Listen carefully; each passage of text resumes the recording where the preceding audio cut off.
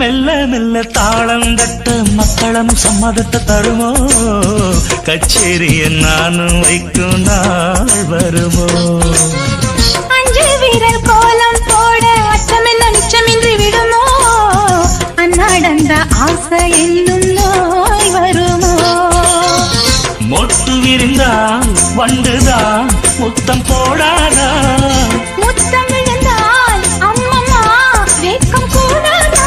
கட்டி பிடிச்சிருக்க மெட்டு படிச்சிருக்க எனக்கு ஒரு வரம் கொடு மடியினை இடம் கொடு சின்ன சின்ன செய்தி சொல்லி வந்ததொரு ஜாதி மல்லி ஆனமல